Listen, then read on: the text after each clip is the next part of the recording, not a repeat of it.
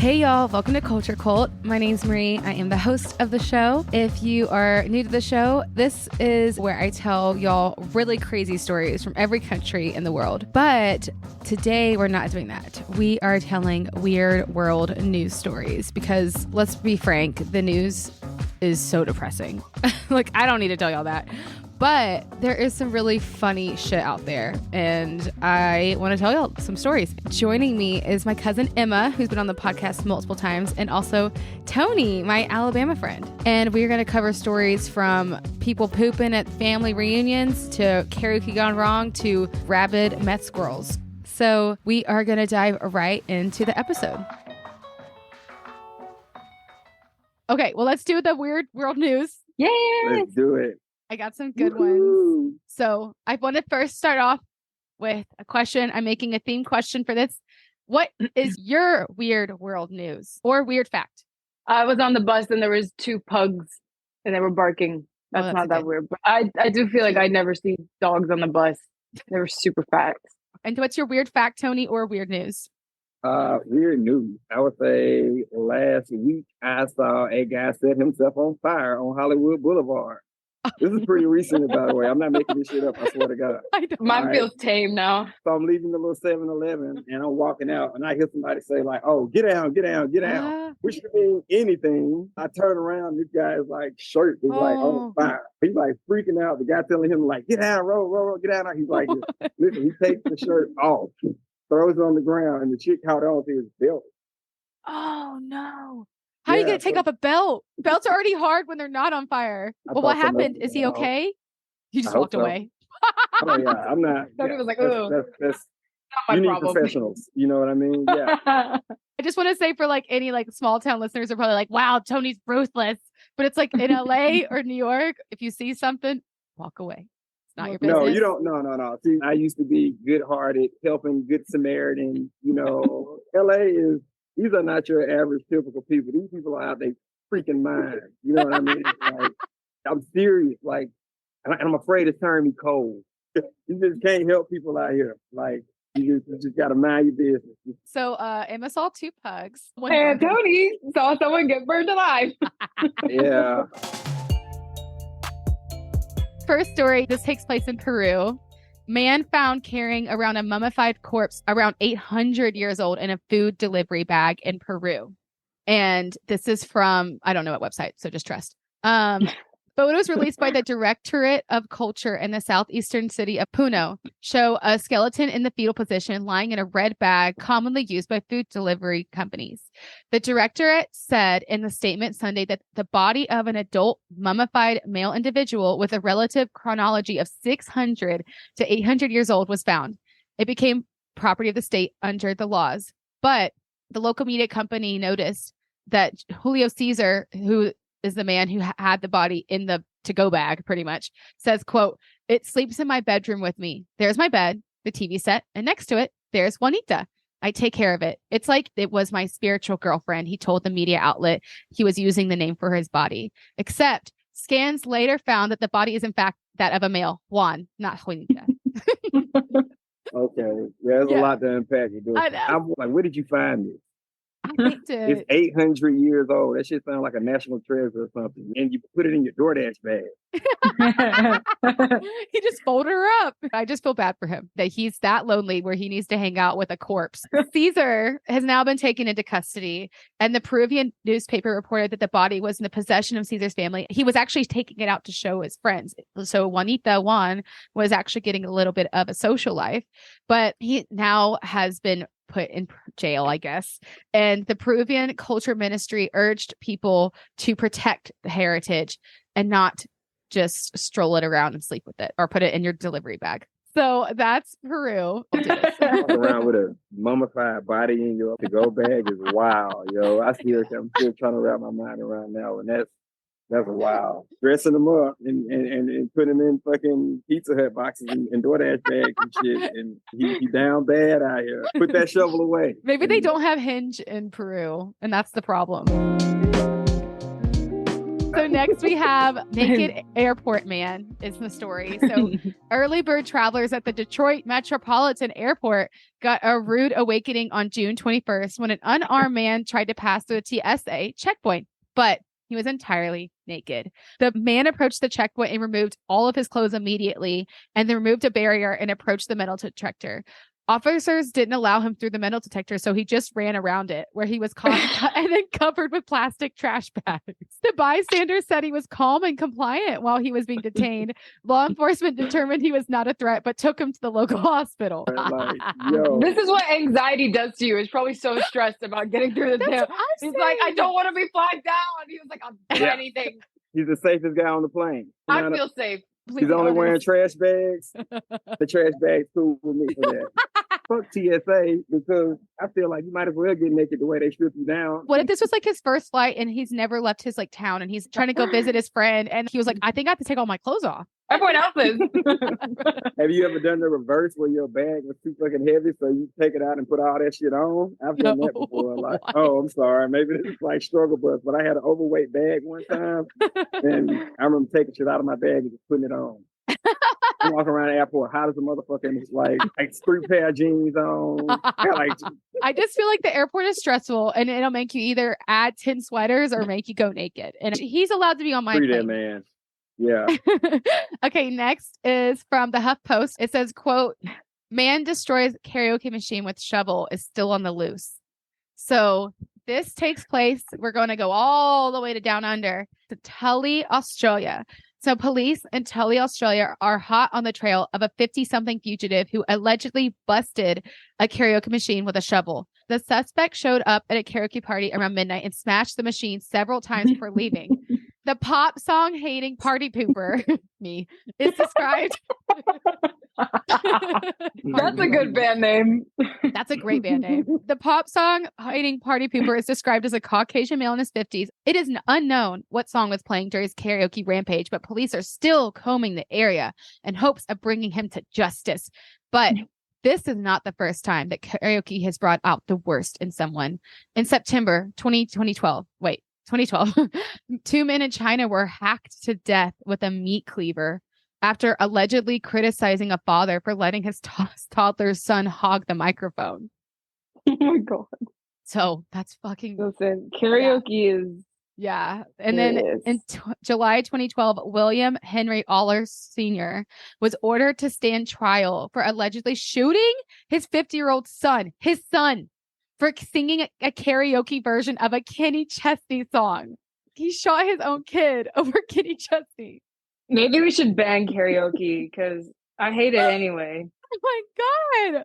He murdered his child. What is it about it that upsets people so bad? I'm trying to think all the karaoke nights I went to, it was like a vibe. No, it was a vibe. And then also there's a toddler just singing and they were like, your son's hogging the mic. And then like breaks out an axe.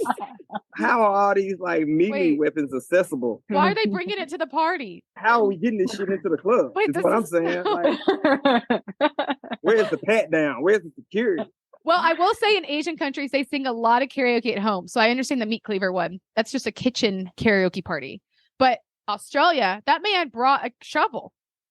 But why is it so triggered? Okay, if somebody like upsets you, frustrates you, you could throw something at them. Like, what makes you think nice? Maybe it was really bad. Maybe it was really bad. It was like, no one can live like this. If you are that bad, somebody want to kill you after your karaoke? Yeah, that's pretty bad. You need to stop singing.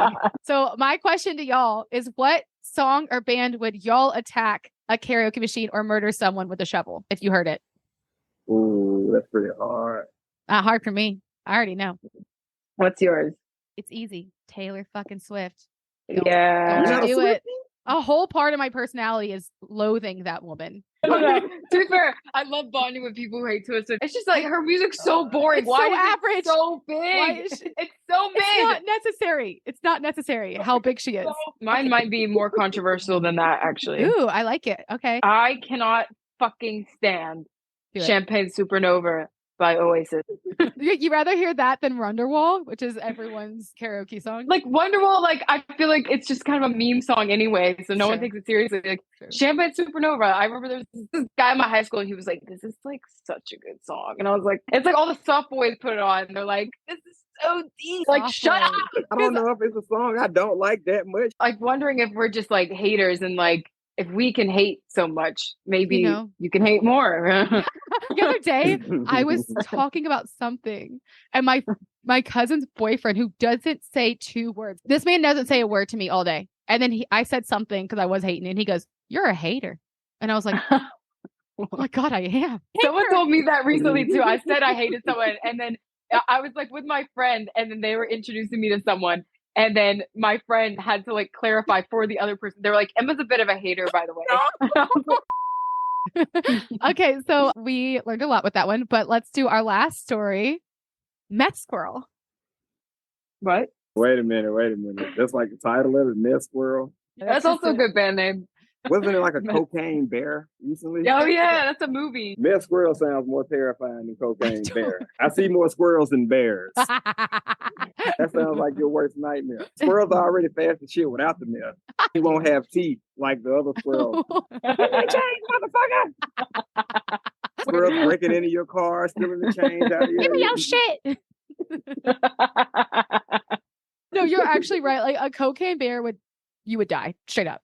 But a meth squirrel, like you would be alive, but you would be terrified and horrified. And you actually can't explain to your friends what's happening to you because everyone's just going to laugh. Okay, so this actually is from Alabama. Meth squirrel is from Alabama. Roll Tide. So this is the Limestone County, Alabama Sheriff's Office is on the lookout for Mickey Polk, 35, after executing a search warrant at the Athens apartment where he was believed to be living June 17th. While Polk was not at the apartment at the time, officers did find meth, drug paraphernalia, ammunition, body armor, along with D's nuts, Paul's attack squirrel. Whoa. As an attack squirrel. Yeah. D's nuts was in a cage in the apartment. Deputy Stephen Young told the News Courier officers were told Polk feeds the squirrel meth to keep it aggressive. Polk denied this on a Facebook video. Officers released the squirrel into the wild, but Polk, still on the run, later told news outlets he went back to the apartment and whistled, and D's nuts returned to him. A GoFundMe page has been established to help Polk pay his legal fees. It includes a post saying the squirrel has been, quote, safely gotten out of Alabama and is being boarded until his owner's legal fees can be settled. So he's boarded up in a cage. And so everyone wants to free these nuts. So there's actually a GoFundMe page to free meth squirrel. So it says that the Limestone Sheriff's Office took to Twitter to warn locals to be wary of Polk. So Polk, the meth head, is on the run. D's nuts is locked up. The squirrel is locked up, not Polk. So wait, this is talking about. He's an attack squirrel. He's a trained killer we're talking about, though. He's an assassin. Oh, so are y'all saying he should be locked away? I'm depressed. This is a case of abuse. It really is. It really is. He doesn't have teeth. He hasn't slept in, I don't know, 6 months. Look at what meth does to like 150, 60-pound man. You know what I mean? God. I'm talking about like, probably a 5-pound squirrel. Oh my God. Poor squirrel. Yeah. It's probably taking its toll. Probably skinny and shit. By the way, and if you're in Alabama, Polky is still out there. He's on the loose. So good luck. So those are the stories. I'm going to list them all out, and then y'all tell me which one was your favorite. So we have Juanita, the mummy corpse, naked security guy who needs justice, killer karaoke, or our poor meth squirrel. What was y'all's favorite story? Honestly, meth squirrel's up there, but also naked airport. I know. Naked airport guy was, yes. It just sounds like he was confused. This reminds me of my little brother. He's gonna probably kill me if he ever hears me. Oh my God, please tell him. I remember when we were kids, like we went to Six Flags, and he was probably maybe 3 or 4 at the time. We get to the water park, he gets to the pool and just stripped naked.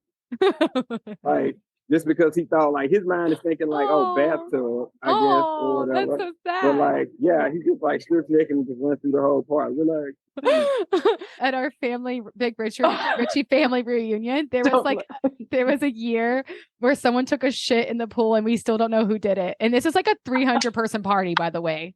This is not a little family reunion. At the big Richie family reunion, there was like someone took a shit in the pool, and to this day we don't know who did it. Was it our cousin Noah? It might have been. Noah. Yeah. I Who want did it? someone to confess. Gonna Shit in be the somebody's pool. last words. I shit in your pool. I'm